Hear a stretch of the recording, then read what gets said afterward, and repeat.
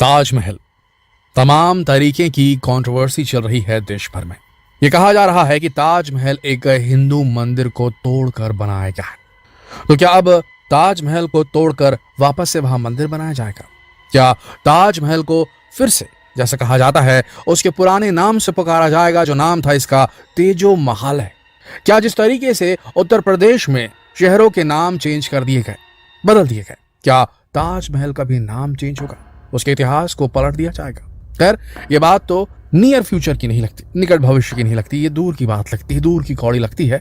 लेकिन चलिए समझते हैं कि क्या है असलियत और असल में क्या दबा है ताजमहल के नीचे। ये बात तो आप जानते ही होंगे, कई सारे वीडियोस देखे होंगे, कई सारे न्यूज में आपने सुना होगा कि ताजमहल के नीचे जो कमरे हैं उन्हें बंद रखा गया, उनके अंदर कुछ तो है जिसे छिपा कर रखा गया है। अब इस बात को survey of India, archaeological survey of India और जो पुरातात्विक महत्व की इमारतों की देखभाल करने वाली संस्था है भारत की, उसका कहना है कि वहां ऐसा कुछ भी नहीं है। लेकिन उसके अंदर क्या है, इस इंफॉर्मेशन को बिल्कुल भी डिस्क्लोज नहीं किया जाता। तो असल में है क्या उन कमरों के अंदर, उस बेसमेंट के अंदर, ताजमहल के नीचे, दुनिया का 7वां अजूबा और उसके नीचे एक बेसमेंट जिसे कभी नहीं खोला जाता। आखिर क्या है उसके अंदर? उसके अंदर जो भी आर्टिकल्स हैं, जो भी चीजें, उनके बारे में क्यों सारी जानकारी सार्वजनिक नहीं की जाती?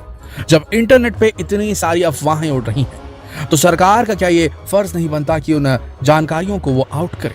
इतिहासकारों को क्या सामने आकर इस जो चीज जो चल रही है, पूरे देश में कंट्रोवर्सी चल रही है कि किसने बनाया ताजमहल और किस चीज पे बनाया ताजमहल, इस चक्कर को क्यों नहीं सॉल्व कर दिया जाता? क्या है इसके पीछे? क्या इसके पीछे कोई षड्यंत्र है या फिर ये वाकई में एक रियलिटी है कि हाँ, एक मंदिर था, एक शिवालय था, एक शिव मंदिर था जिसका नाम तेजो महालय था और जिसे तोड़कर उसके ऊपर ताजमहल बनाया गया? आइए इस पूरी चीज की, इस पूरी जो भी घटना घट रही है, जो कंट्रोवर्सी आज की तारीख में उठ रही है, उसे सॉल्व करने की थोड़ी सी कोशिश हम भी किए देते हैं। मुगल शासनकाल जो भारत में हुआ था, किस तरीके से मुगलों ने भारत को संवारा। देखिए, अभी तक जो चीजें कही जा रही हैं वो यही कही जा रही हैं और ऐसा प्रतीत हो रहा है कि मुगलों ने इस देश को सिर्फ लूटा है, अंग्रेजों ने इस देश को सिर्फ लूटा है। ये रियलिटी तो है। अगर कोई बाहर देश का आक्रांता किसी देश पर शासन करने के लिए आता है, उस पर आक्रमण करता है, उसकी प्रजा पर अपना प्रभुत्व साबित कर देता है, तो नो डाउट वो उसे लूटेगा ही। लेकिन जब कोई राजा एक रियासत को गढ़ता है, बनाता है, तो उस जगह को रहने लायक भी बनाता है, वहां के आर्किटेक्चर को भी सुधारता है, वहां की सड़कों को भी सुधारता है, वहां के पानी के रिजर्वायर्स को भी बढ़ाता है, वहां पर व्यापार के संसाधन भी खोलता है, सब काम करता है, क्योंकि उसे राज्य चलाना होता है। उसका मतलब सिर्फ ये नहीं कि उसने किसी राज्य के ऊपर आक्रमण किया, उसके बाद उसे सिर्फ लूटने का ही काम कर रहा है, उसे सिर्फ खत्म करने का ही काम कर रहा है, वहां के लोगों को सिर्फ मारने का ही काम कर रहा है। ये नहीं किया जा सकता, ये पॉसिबल ही नहीं है। ये किसी भी देश में ऐसा हुआ ही नहीं है कि कोई राजा वहां पहुंचे और सिर्फ तबाही मचाता रहे, वहां कुछ बनाए नहीं। इस बात को नकारा नहीं जा सकता। आज की तारीख में भी इस भारत में, हमारे भारत में बहुत सारी ऐसे मुगल शासनकालीन जगहें हैं, ब्रिजेस हैं, जिनका इस्तेमाल आज भी होता है। अंग्रेजों को भी कोसा जाता है। अंग्रेज जो है, नो डाउट उन्होंने भारत को बहुत लूटा, बहुत नुकसान पहुंचाया, लेकिन उनमें भी कुछ अच्छे लोग थे।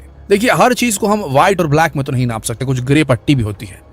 अंग्रेजों के कितनी सारी पटरियां, रेल पटरियां हम आज भी यूज करें, कितने सारे ब्रिजेस हम आज भी यूज करें, कितनी सारी सड़कें हम आज भी यूज कर रहे हैं। ऐसी बहुत सारी सड़कें हैं जो मुगल शासन काल में बनाई गई।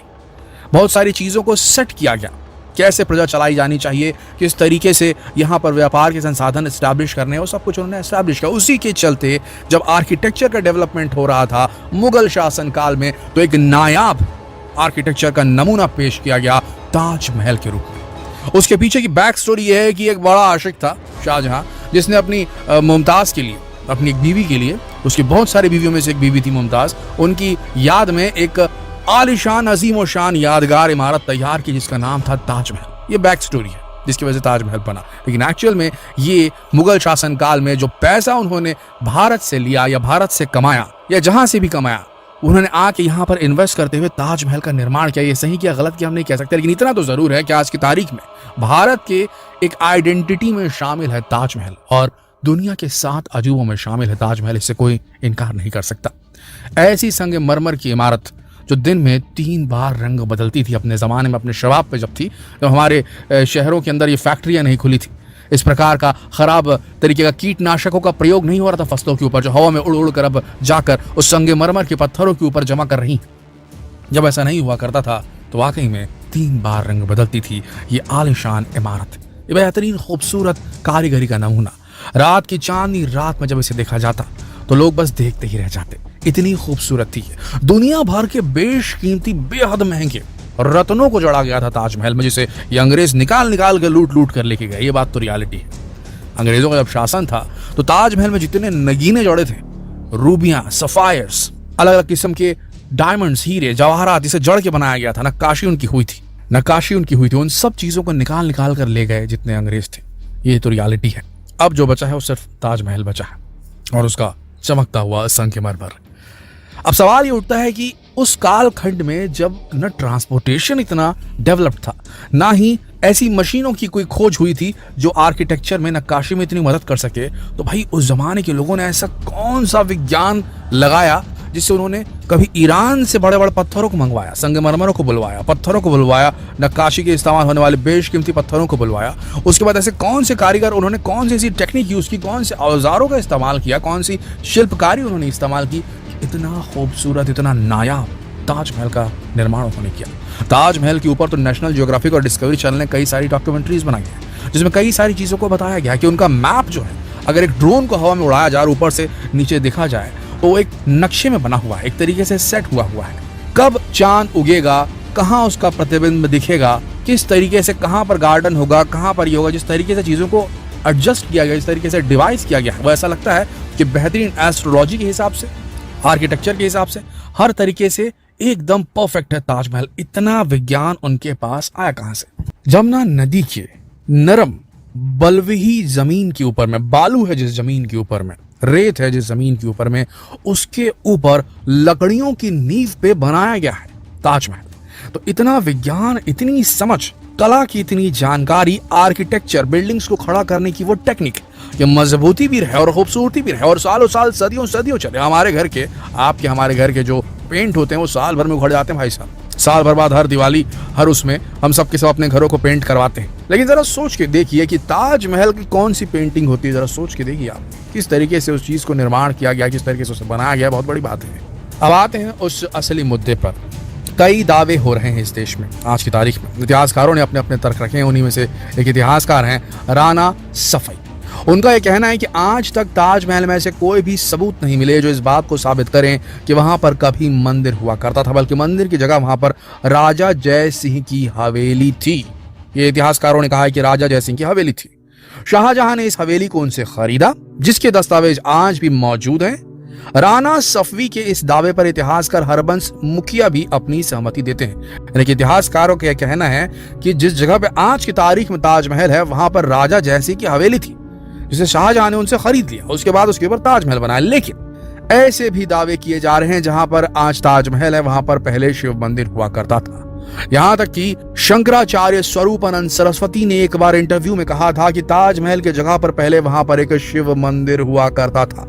उन्होंने यह भी दावा किया कि कई पुराने लोगों ने शिव मंदिर को देखा भी है।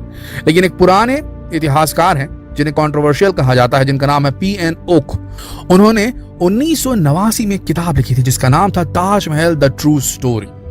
इस किताब में उन्होंने कंट्रोवर्सी की थी। उन्होंने कहा था ताजमहल को तेजो महालय कहा जाना चाहिए। उन्होंने अपनी किताब में लिखा था कि ताजमहल के पहले यहाँ पर एक हिंदू मंदिर हुआ करता था जिसे राजपूताना के राजाओं ने बनाया था। अपनी किताब में उन्होंने आगे कहा कि शाहजहां ने युद्ध के बाद इस जगह को अपने कब्जे में लिया और फिर यहाँ पर ताजमहल का निर्माण किया। अब सच्चाई है कि आज इस बात को दावे से नहीं कहा जा सकता कि यहाँ पर पहले मंदिर था या नहीं, क्योंकि इस इमारत में आपको पर्शियन, इंडियन और इस्लामिक सभी धर्मों की शैलियां देखने को मिलती हैं, जो इसके निर्माण पर एक बहुत बड़ा प्रश्न चिन्ह पैदा कर देती है। लेकिन क्या इसकी सच्चाई के बारे में कभी पता चल पाएगा? देखा जाए तो शायद इसका रहस्य इसके नीचे छुपा हुआ है। कहा जाता है कि ताजमहल की जितना जमीन के ऊपर है ताजमहल, उतना ही जमीन के नीचे बना है। कहते हैं कि ताजमहल के नीचे कई तहखाने हैं जिनमें से आज तक एक को भी नहीं खोला गया। कहते हैं कि एक समय बाद शाहजहां ने इन सभी तहखानों को बंद कर दिया था। ऐसा माना जाता है कि अगर इन तहखानों को खोला गया तो शायद ताजमहल के अस्तित्व का रहस्य दुनिया वालों के सामने होगा। इन तहखानों में बेशुमार धन दौलत के साथ कई रहस्य भी उजागर हो जाएंगे, लेकिन ये कब होगा कोई नहीं कह सकता। इसी के साथ साथ एक दावा ये भी किया जाता है कि जब ताजमहल बनकर तैयार हुआ तब शाहजहां ने अपने सैनिकों से कहा कि ताजमहल बनाने वाले 20,000 मजदूरों के दोनों हाथ काट दिए जाएं। लेकिन असलियत यह है कि इस दावे के अभी तक कोई भी सबूत नहीं मिले हैं। क्या वाकई में ऐसा हुआ था? लेकिन हाँ, इससे जुड़ी एक बात सामने आती है जो कहीं ना कहीं सच लगती है। कहते हैं कि ताजमहल को बनाने में 20,000 से ज्यादा मजदूरों ने काम किया। इन मजदूरों को दुनिया भर से ढूंढ ढूंढ कर बुलाया गया था, सेलेक्ट किया गया था। लेकिन जब ताजमहल बनकर तैयार हुआ तब शाहजहां नहीं चाहते थे कि मजदूर वापस जाएं या और इस तरह की कोई इमारत बनाए, इसलिए उन्होंने ताजमहल के करीब एक इलाके का निर्माण किया जिसे आज के समय ताजगंज कहा जाता है। कहते हैं कि शाहजहां ने सारे के सारे कारीगरों को ताजगंज में बसने के लिए कहा। इसके साथ साथ शाहजहां ने उन मजदूरों से ये वादा भी लिया कि अब वो इस तरह की कोई इमारत कहीं पर नहीं बनाएंगे, इसके बदले उन्हें जिंदगी भर पैसे मिलते रहेंगे। ये शाहजहां ने कहा था।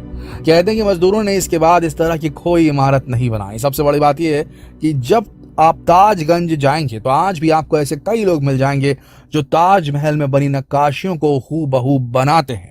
ये वही लोग हैं जिनकी पुरानी पीढ़ियों ने ताजमहल का निर्माण किया था और आज भी ये कारीगरी यहाँ पर देखने को मिलती है। इससे साफ जाहिर होता है कि 20,000 मजदूरों के हाथ नहीं काटे गए थे। खैर, इतिहास में हुआ था, कोई सबूत नहीं है, कोई कुछ कह नहीं सकता। टीका टिप्पणी सब कर सकते हैं, अपनी अपनी राय अपने अपने हिसाब से सब दे सकते हैं। आपको क्या लगता है कि क्या था ताजमहल और क्या इस पर कंट्रोवर्सी होनी चाहिए? क्या लगता है आपको, क्या मुगलों और ब्रिटिशर्स ने सिर्फ देश को लूटा या इसको कुछ दिया भी, या फिर लूट ज्यादा लिया और दिया कम? हुआ क्या? इस बात पर कमेंट तो बनता है, नीचे कमेंट कीजिए और बने रहिए हमारे चैनल के साथ, क्योंकि अब जो वीडियोस आने वाले हैं वो बड़े ही दिलचस्प होने वाले हैं दोस्तों। कल फिर मिलते हैं एक और दिलचस्प वीडियो में, तब तक के लिए आप सबका इस वीडियो के अंत तक बने रहने के लिए दिल से धन्यवाद।